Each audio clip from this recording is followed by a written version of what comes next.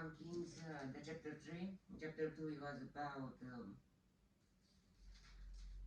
Solomon and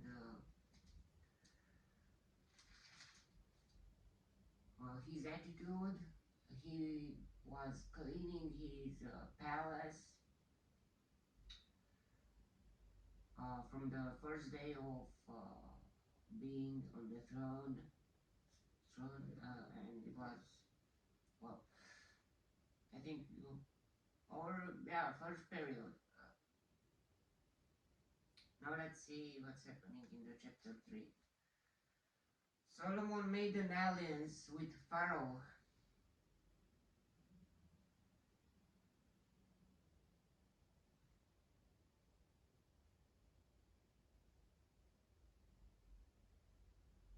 king of Egypt, and married his daughter.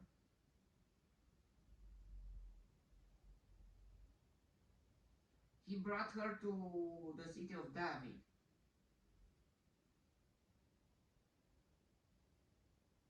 Until he finished building his palace and the temple of the Lord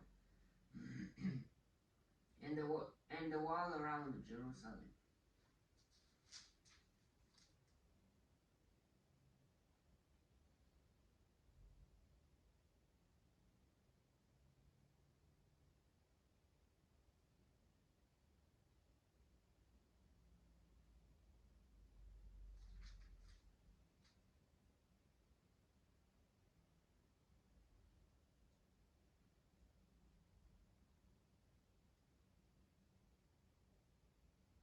The people, however, were still sacrificing at the high places, because the temple had not yet been built for the name of the Lord.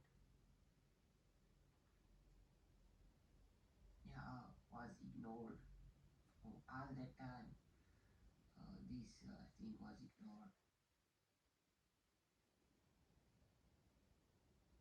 Even the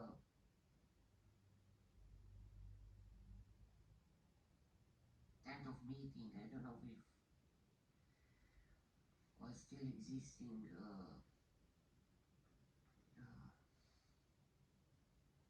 Solomon showed his love for the Lord by walking according to the statutes of his father David, except that he offered sacrifices and burned incense on the high places. The king went to Gibeon to offer sacrifices.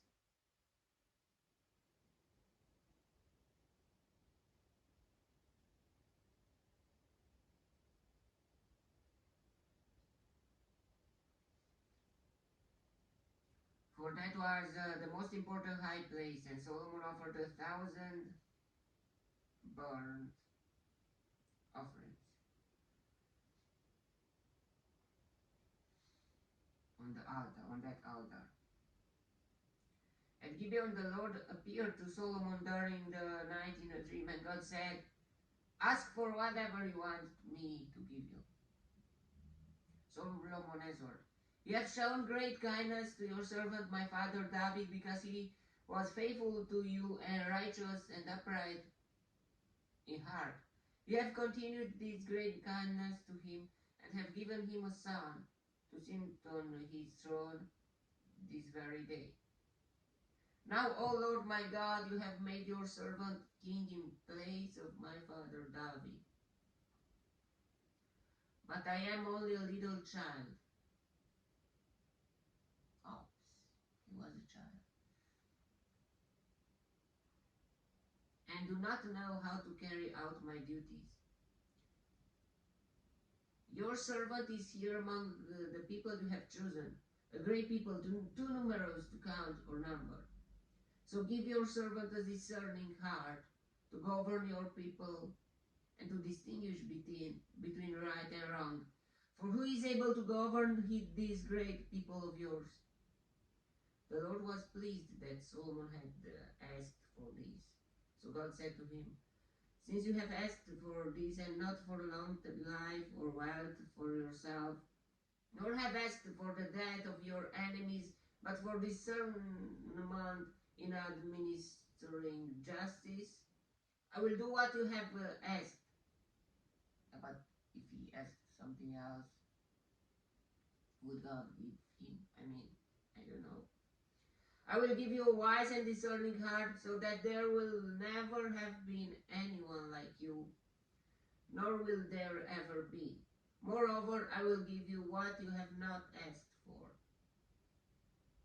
both riches and honor, so that in your lifetime you will have no equal among kings. And if you walk in my ways and obey my statutes and commands, as David your father did, I will give you a long life.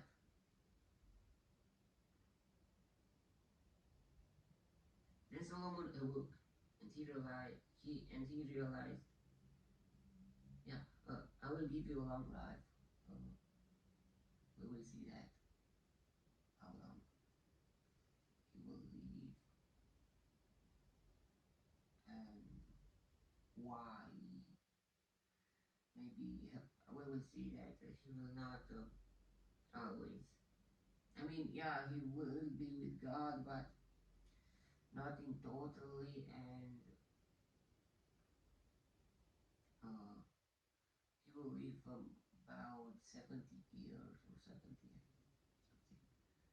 So he was not, he did not live long. But he was normal, like almost normal. Yeah, we will see. Then Solomon awoke, and he realized it had been a dream. He returned to Jerusalem, stood before the ark of the Lord's covenant, and sacrificed burnt offerings and fellowship offerings. Then he gave a feast for all his court. Now two prostitutes came to the king and stood before him. One of them said, "My lord, this woman and I live in the same house. I had a baby while she was there with me." Oh, they were asking a child.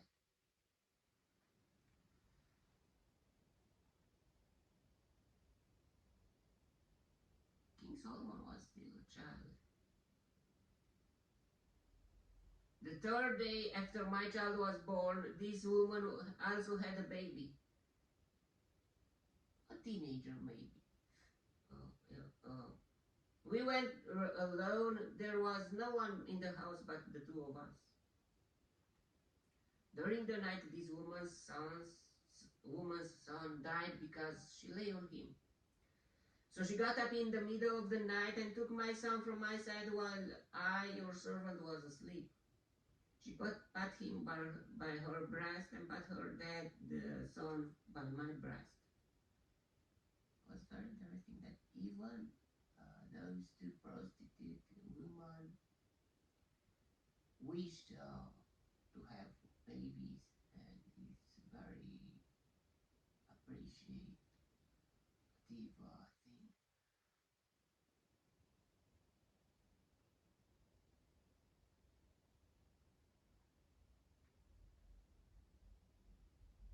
The next morning, I got up to nurse my son, and he was dead. But when I looked at him closely in the morning light, I saw that it wasn't the son I had born.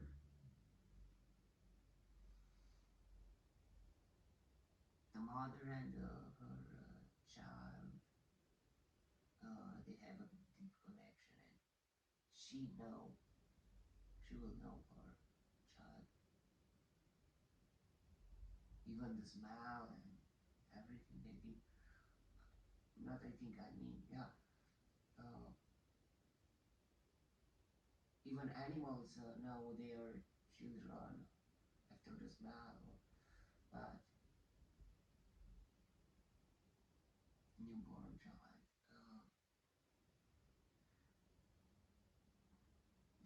The other woman said, "No, the living one is my son, the dead one is yours." But the first one insisted, "No, the dead one is yours, the living one is mine." And so they argued before the king. The king said, "This one says, my son is alive and your son is dead. While that one says, no, your son is dead and mine."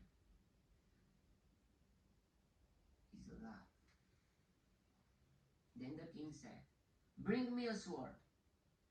So they brought a sword for the king. He then gave an order. Cut the living child in two and give half to one and half to the other. The woman whose son was alive was filled with compassion for her son and said to the king, "Please, my lord, give her the living baby. Don't kill him." But the other said, "Neither I nor you shall have him. Cut him in two." Then the king gave his ruling. "Give the living baby to the first woman. Do not kill him. She is his mother." When all Israel heard the verdict the king had given, they held the king in awe because they saw that he had wisdom from God to administer justice.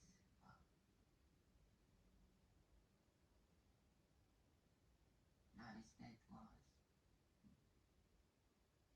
So that showed that God gave him wisdom. And before that, he was a wise child. Even Adonia was afraid of him, and he was very interesting.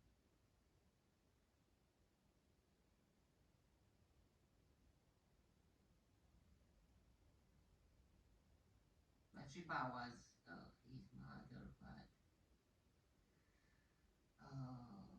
first son of Bathsheba died because God punished David and Bathsheba because of their sin.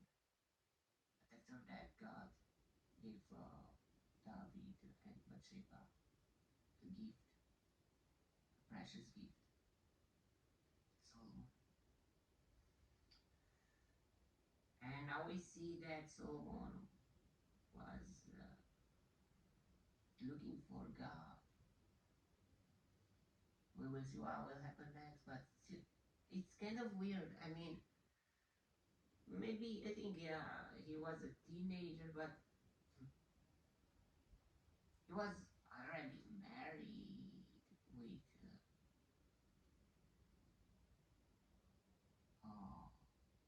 the daughter of Pharaoh. Yeah, maybe it took some years. He was like raising me back there at the first verses. But still, wow.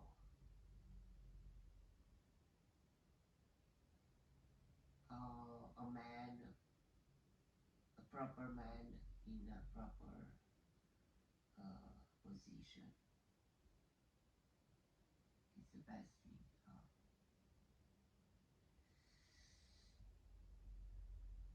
Okay, that was the chapter. May the God bless me, protect me, and delight me in the next chapter too. Here we saw that God was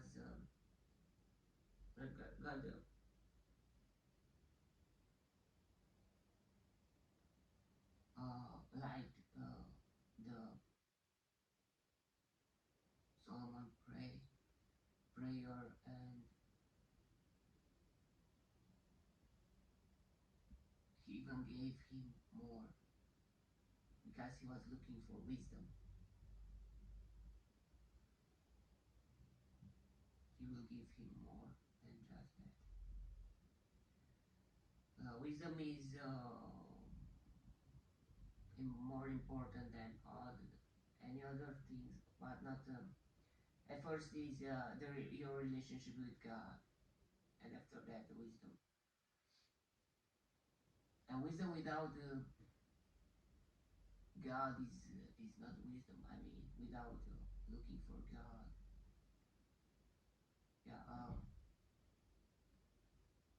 We will see that Solomon will write the Proverbs and Ecclesiastes book, and we will see what we will Ecclesiastes. we will see what what are the most important things. Okay, that was the chapter. May the God bless me, protect me, and invite me in the next chapter too. And if you want, so you see me there too. God bless you all and goodbye.